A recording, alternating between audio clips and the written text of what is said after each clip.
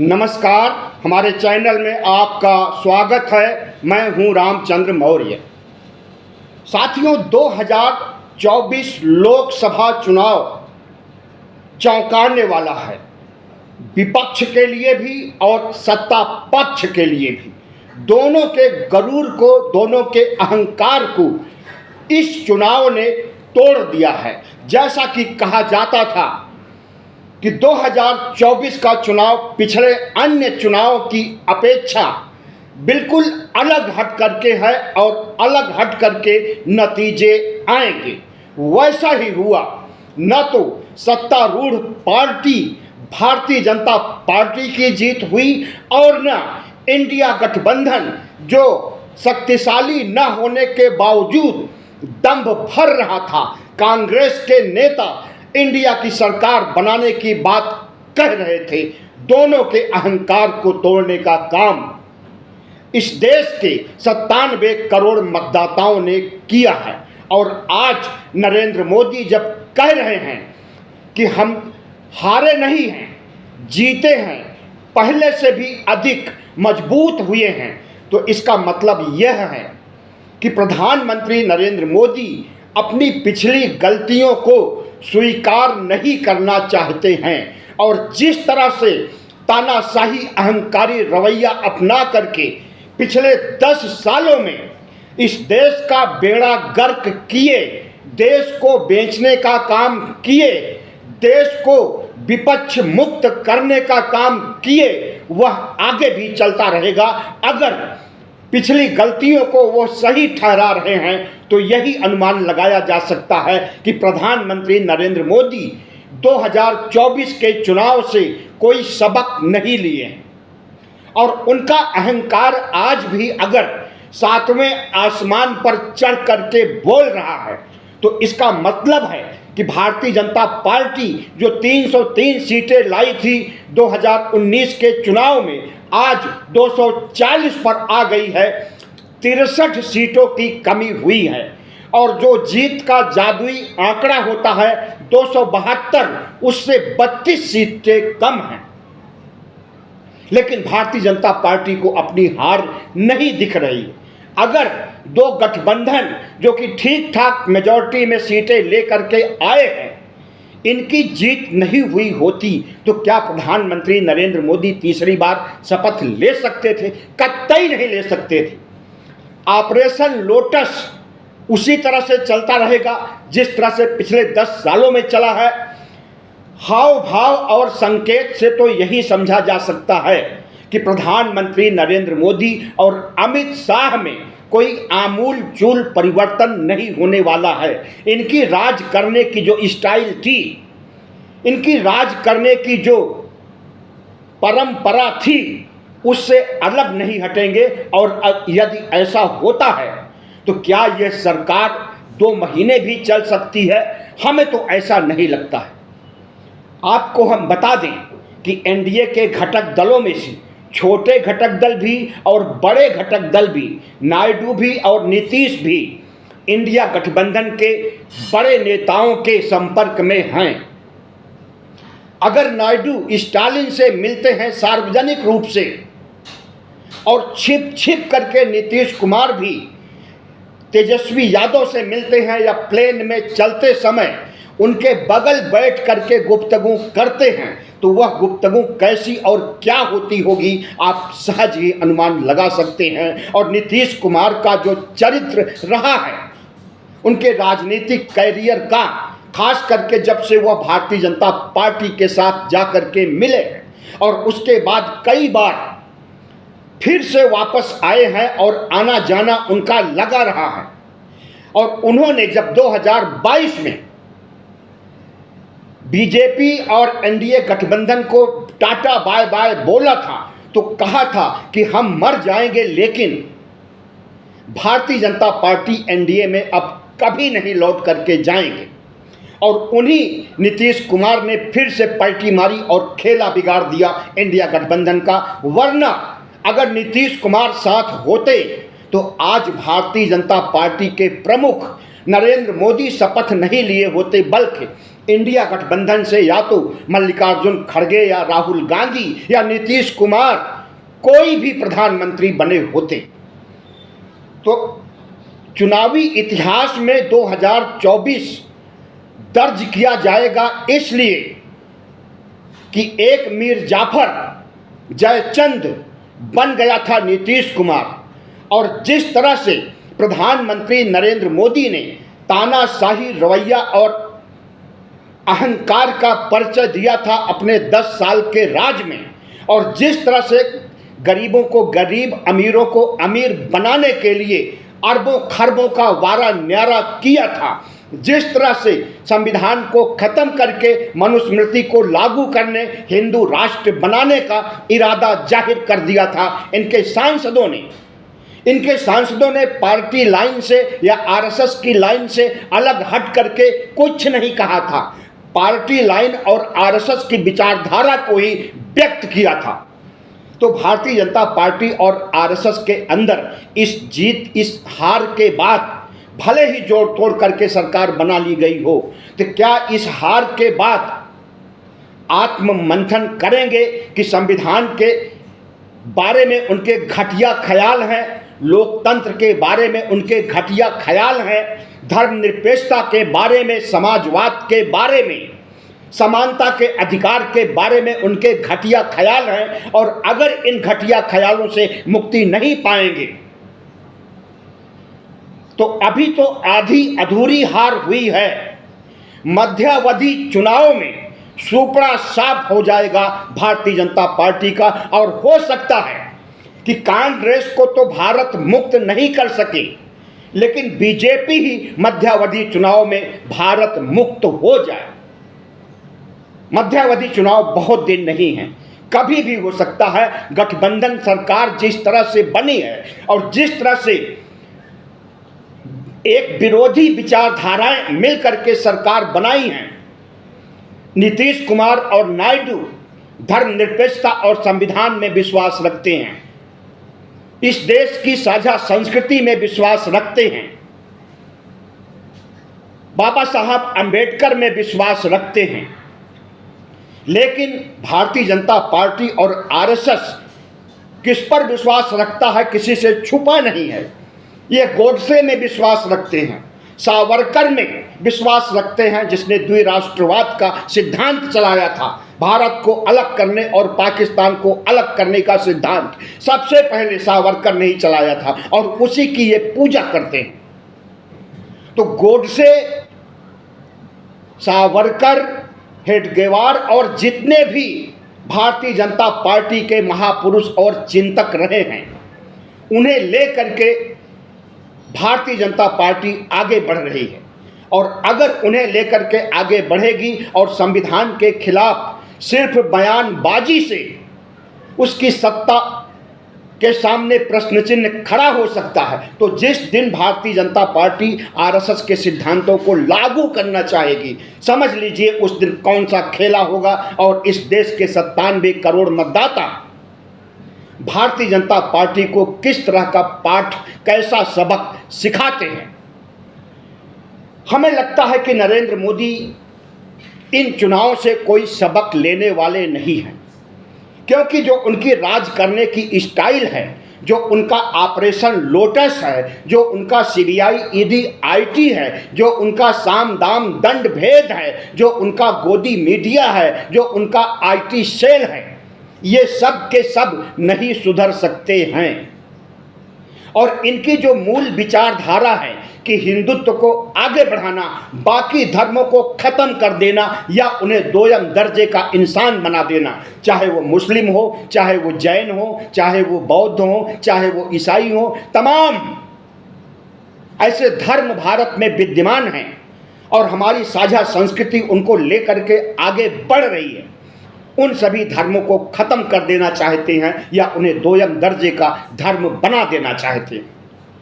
आज सवाल जब भारतीय जनता पार्टी की हार हुई है और वह आत्ममंथन कर रही है कि उसकी हार की वजह क्या है, और उसे नहीं मिल रहा है कि उसकी हार की वजह उसकी सांप्रदायिक पृष्ठभूमि है, उसका हिंदू मुस्लिम ध्रुवीकरण है, उसका संविधान के ऊपर वज्रपात है, उसका जंतर मंतर पर संविधान की प्रतियां फाड़ने और जलाने का जो घिनौना कांड हुआ था, उसकी वजह से उसकी ऐसी दुबली हालत होती जा रही है। जिस तरह से भारतीय जनता पार्टी के प्रमुख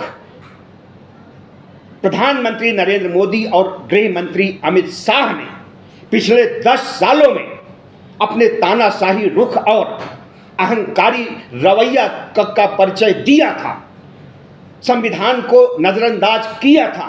संविधान कहता है कि एक सशक्त विपक्ष भी होना चाहिए सत्तारूढ़ पार्टी का सामना करने के लिए, उसके ऊपर लगाम लगाने के लिए, नकेल कसने के लिए, वरना दिशा विहीन हो सकती है सत्तारूढ़ पार्टी। उस विपक्ष को ही खत्म कर देना चाहते हैं प्रधानमंत्री नरेंद्र मोदी। जेपी नड्डा ने बिहार में कहा था विपक्ष तो होना ही नहीं चाहिए। अमित शाह ने एक रैली में कहा था विपक्ष तो होना ही नहीं चाहिए और अगले 40-50 सालों तक नरेंद्र मोदी को राज करने का रास्ता निष्कंटक होना चाहिए। तो जो पार्टी के प्रमुख यह मान रहे हैं कि विपक्ष नहीं होना चाहिए, जो लोग मान रहे हैं कि संविधान नहीं होना चाहिए, जो लोग मान रहे हैं कि लोकतंत्र नहीं होना चाहिए, उन्हें इस देश की 97 करोड़ मतदाताओं ने सबक सिखा दिया है। और अगर भी अब भी वह सबक नहीं सीखते हैं और अपने में आमूल चूल परिवर्तन नहीं करते हैं, तानाशाही रवैया और अहंकारी स्वरूप को बरकरार रखना चाहते हैं, तो इसका मतलब है कि भारतीय जनता पार्टी आरएसएस अपने पैरों पर खुद कुल्हाड़ी मार रहा है। 63 सीटों का घाटा, 62 सीटों का घाटा झेल चुकी है, लेकिन मध्यावधि चुनाव में उसकी क्या हाल होने वाली है इसका अंदाजा भी नहीं लगा पा रहे होंगे भारतीय जनता पार्टी और भगवा गैंग के लोग। प्रधानमंत्री नरेंद्र मोदी कहते हैं कि उनका 56 इंच का सीना है। संसद में कहते हैं कि एक अकेला सब पर भारी। इस तरह से अहंकारी बातें पता नहीं कितना की जाती है। और जिस तरह नई संसद में इनके एक सांसद ने चीख चीख करके मुसलमानों को भद्दी भद्दी गालियां दिया था, धर्म पर आधारित गालियां दिया था, उन्हें आतंकवादी कहा था, कटुआ मुल्ला और देशद्रोही कहा था, उसके खिलाफ कोई कार्रवाई नहीं हुई। कार्रवाई न होने का मतलब है कि भारतीय जनता पार्टी की मूक सहमति उस सांसद के साथ है। जो विचारधारा उस सांसद की है वही विचारधारा भारतीय जनता पार्टी और आरएसएस की मुसलमानों के प्रति है। ऐसे में सवाल उठता है कि जो 2024 के लोकसभा चुनाव ने परिणाम दिया है, इस देश की जनता ने औकात बता दिया है नरेंद्र मोदी को, आरएसएस को, कि अगर नहीं सुधरोगे तो अभी 63 और 32 सीटों की कटौती की गई है और मध्यावधि चुनाव में सुपड़ा साफ कर दिया जाएगा। इसलिए सुधर जाओ नरेंद्र मोदी। प्रधानमंत्री नरेंद्र मोदी जिस मुस्लिम ग्रंथि से पीड़ित थे, बहुत पहले से, आज से नहीं, इन्होंने कहा कि कपड़ा के आधार पर मुसलमानों को पहचाना जा सकता है और मुसलमान एक पिल्ले के बच्चे के समान होता है जो कार के नीचे आ जाए तो कोई दया उसके प्रति या कोई संवेदना नहीं होती है। श्मशान और दुनिया भर की बातें मुसलमानों के खिलाफ चुनाव से पहले कहा और इन चुनाव के दौरान जितना घिनौना रूप प्रधानमंत्री नरेंद्र मोदी के शब्दों में देखने को मिला है, मंगलसूत्र से लेकर के भैंस तक, भैंस से लेकर के टोटी तक, टोटी से लेकर के पिछड़ों, दलितों के, हिंदुओं के आरक्षण को मुसलमानों को सौंप देने की बात कही प्रधानमंत्री नरेंद्र मोदी ने। क्या लगता है कि इन्हें एक वोट भी मिला होगा उस ध्रुवीकरण से? उसका उल्टा हुआ है। वोट मिलने के बजाय वोट घटे हैं हिंदू मुस्लिम करने से। अब यह देश हिंदू मुस्लिम पर नहीं चलने वाला, सांप्रदायिक ध्रुवीकरण में नहीं चलने वाला और इसका संकेत कर्नाटक चुनाव से ही मिल गया था, जब भारतीय जनता पार्टी ने बजरंग बली के मुद्दे को इतना बड़ा बना दिया था और भरी सभा में, जनसभा में प्रधानमंत्री नरेंद्र मोदी ने बजरंग बली का जयकारा लगाया था चुनावी सम्मेलन में और कहा था कि ईवीएम की बटन दबाइए तो बोलिए जय बजरंग बली, और वहां पर इनकी बुरी हार होती है। उसी समय आरएसएस के अखबार ऑर्गेनाइजर ने संकेत दे दिया था कि अब हिंदू मुस्लिम ध्रुवीकरण नहीं चलेगा, अब मुसलमानों को कोसने से वोट नहीं मिलेगा, और वही हुआ। लेकिन नरेंद्र मोदी को लगता है कि अभी भी हिंदू ध्रुवीकरण करने से हमारी जीत सुनिश्चित हो सकती है। एक बात कहा करते थे कृष्ण किशोर पांडे, जो कि दैनिक हिंदुस्तान के सहायक संपादक थे, कि कुत्ता जब हड्डी को खाने लगता है तो उसके दांतों से खून निकलता है और उस खून को वो समझता है कि हड्डी से निकल रहा है। वही हाल प्रधानमंत्री नरेंद्र मोदी का है। जब ये हिंदू मुस्लिम करने लगते हैं, मुसलमानों को कोसने लगते हैं, मुसलमानों को घुसपैठिया और अधिक बच्चा पैदा करके ध्रुवीकरण की कोशिश करते हैं, तो इन्हें लगता है कि इसमें से खून निकल रहा है। लेकिन खून वहाँ से नहीं निकलता है, हड्डी से नहीं निकलता है, खून तो कुत्ते की दांत से निकलता है। भ्रांति होती है कुत्ते को और प्रधानमंत्री नरेंद्र मोदी को भी कि उनके हिंदू मुस्लिम से उन्हें वोट मिला है और उनकी जीत हुई है, लेकिन ऐसा कतई नहीं है। सूख गई हड्डी से खून कभी नहीं निकलता है। और जिस तरह से धर्म का मुद्दा इस बार फ्लॉप हुआ है, इसके बारे में कोई उम्मीद नहीं की गई थी। जिस तरह से 97 करोड़ मतदाताओं ने धर्म से अपना वास्ता सिर्फ और सिर्फ व्यक्तिगत आस्था के रूप में स्वीकार किया है। ऐसा कोई नहीं है कि जितने वोटर हैं वो राम को नहीं मानते हैं, राम को भगवान मानते हैं, उनकी पूजा करते हैं, उनके आदर्शों से प्रेरित हैं, लेकिन वे श्रद्धा के दृष्टि से हैं, वे राम चुनावी दृष्टि से नहीं हैं। यही साबित किया है लोकसभा चुनाव 2024 में। यही वजह है कि 22 जनवरी 2024 को जब प्राण प्रतिष्ठा और मंदिर उद्घाटन का काम हुआ था, तो लगा कि देश पूरा राममय हो गया है। उत्तर प्रदेश खास तौर से राममय हो गया है और अब भारतीय जनता पार्टी को उत्तर प्रदेश का मिशन 80 इनका कामयाब हो जाएगा और सारी सीटें 80 सीटों पर भारतीय जनता पार्टी का कब्जा हो जाएगा। इतना ही नहीं, पूरे देश की 543 सीटों में 400 पार कर जाएंगी। इस समय ऐसा महसूस हुआ था जब 22 जनवरी को प्राण प्रतिष्ठा की गई। लेकिन आपने देखा कि किस तरह से हालात बदले, महंगाई, बेरोजगारी और तमाम ऐसे संकट, आसन्न संकट जो इस देश पर मंडरा रहे हैं, चाहे वो कोरोना का मामला हो, चाहे वह गलत आर्थिक नीतियों का, जीएसटी का, नोटबंदी का, तब काला धन लाने का, जितने भी मुद्दे प्रधानमंत्री नरेंद्र मोदी के रहे हैं, जुमले के रूप में शुरू हुए और जुमले के रूप में ही खत्म हो गए। एक भी मुद्दे पर इन्होंने काम नहीं किया था आर्थिक विकास के लिए, देश के विकास के लिए या देश को विकसित राष्ट्र बनाने के लिए। तो प्रधानमंत्री नरेंद्र मोदी ने धर्म के मुद्दे को उभार करके 22 जनवरी को सिद्ध कर दिया था कि इस बार सिर्फ धार्मिक ध्रुवीकरण के आधार पर चुनाव जीतना चाहते हैं। लेकिन हालात ने जिस तरह से करवट बदला और महंगाई का मुद्दा, गरीबी का मुद्दा, बेरोजगारी का मुद्दा, संविधान का मुद्दा जितना तेजी से हावी हो गया, उससे चौंकाने वाले परिणाम सामने आए हैं।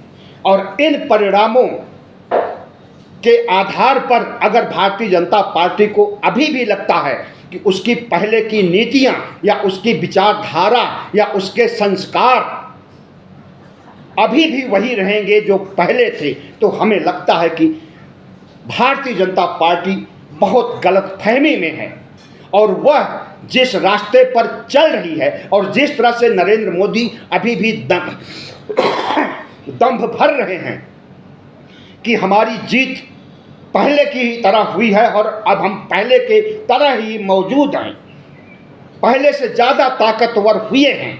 अगर ऐसी उनकी सोच है तो बीजेपी मुक्त भारत करने के लिए वही जिम्मेदार होंगे और वही जिम्मेदार थे 2014 में, जब भारतीय जनता पार्टी को ले करके भारतीय जनता पार्टी के नेताओं को, बड़े नेताओं को ठुकरा करके उन्हें मार्गदर्शक मंडल में ढकेल करके जिस तरह से काबिज हो गए थे भारतीय जनता पार्टी पर और लेकर के आए थे, तो उस समय जनता ने इनकी बात को माना था, लेकिन नहीं समझा था कि यह बहुत बड़ा जुमलेबाज है, यह बहुत बड़ा झूठा है, यह बहुत बड़ा संविधान का विरोधी है, यह बहुत बड़ा लोकतंत्र का विरोधी है, यह बहुत बड़ा विपक्ष का विरोधी है। लेकिन इन 10 सालों में भारतीय जनता पार्टी के प्रमुख चाणक्य नरेंद्र मोदी और शाह को इस देश के लोगों ने पहचान लिया, उनके रग रग से परिचित हो गए, और उसी का परिणाम है कि भारतीय जनता पार्टी के उलट उठ आए हैं। अब भले ये दंभ भरे कि आधी अधूरी जीत नहीं बल्कि हमारी पूरी जीत है, लेकिन कथनी और करनी का अंतर खुद भी समझ रहे हैं, और उनके अंदर से जो छटपटाहट और हड़बड़ी है, अंदर से जो परेशानियां हैं, अंदर से जो खिसियाहट है, उसे व्यक्त नहीं कर रहे हैं। सच्चाई यह है कि इस देश के मुसलमानों के खिलाफ जिस तरह से नरेंद्र मोदी ने आग उगला है 2024 के लोकसभा चुनाव में, उसमें परिवर्तन लाना होगा। संविधान के मुताबिक सर्वधर्म समभाव में विश्वास करना होगा, संविधान के मुताबिक धर्मनिरपेक्षता में विश्वास करना होगा, सभी धर्मों को साथ लेकर के चलना होगा, सभी संस्कृतियों, साझा संस्कृति को साथ लेकर के चलना होगा। इस देश के किसी भी नागरिक को दोयम दर्जे का इंसान नहीं बनाना होगा। और CAA NRC का मंशा भी समझ लीजिए, उस CAA NRC के माध्यम से बाहर देशों के मुसलमानों को भारत में बुलाने का कार्यक्रम था, और इस देश के मुसलमानों को बाहर देशों में भेजने का कार्यक्रम था। अगर बाहर नहीं भी भेजते तो उन्हें डिटेंशन कैंप में डालने का इनका इरादा था, और डिटेंशन कैंप में असम में कितनी मौतें हुई हैं आप अच्छी तरह से समझ रहे होंगे। और डिटेंशन कैंप के साथ ही साथ मान लीजिए डिटेंशन कैंप भर जाता, क्योंकि इतनी ज़्यादा आबादी मुसलमानों, दलितों और पिछड़ों की है कि अगर 50 डिटेंशन कैंप बना दे तब भी देश के लोगों को उसमें नहीं रख सकते। तो इस आबादी को वोट देने का अधिकार छीनने का भी की व्यवस्था थी CAA NRC में। मतलब कि आज का इंसान जो वोट का अधिकार बाबा साहब डॉक्टर भीमराव अंबेडकर ने दिया है, इस वोट के अधिकार को छीनने और सिर्फ सवर्णों तक अधिकार को रखने का जोखिम ले रहे थे प्रधानमंत्री नरेंद्र मोदी। लेकिन संविधान के खिलाफ अच्छा हुआ कि बयानबाजी कर दिया लल्लू सिंह ने, ज्योति मिर्धा ने, नकली राम अरुण गोविल ने और कई अन्य नेताओं ने, गिरिराज सिंह का भी नाम उसमें है, जिस तरह से अपनी मंशा व्यक्त कर दी और उसे इंडिया गठबंधन के लोगों ने पकड़ करके इस देश के आम नागरिकों तक बात को पहुंचाया है, उससे भारतीय जनता पार्टी की अंदरूनी विचारधारा और देश को खोखला करने की नीयत का पता चल गया, जिससे नरेंद्र मोदी की हार हुई है। और इस हार को अगर स्वीकार नहीं करते हैं और फिर से हिंदू मुस्लिम ध्रुवीकरण की बात करते हैं, फिर से विकास की बात नहीं करेंगे और इस देश के चंद अरबपतियों को बड़ा अरबपति बनाने का काम करेंगे और गरीब लोगों को और गरीब बनाने का काम करेंगे, तो इस देश की जनता उन्हें माफ नहीं करेगी।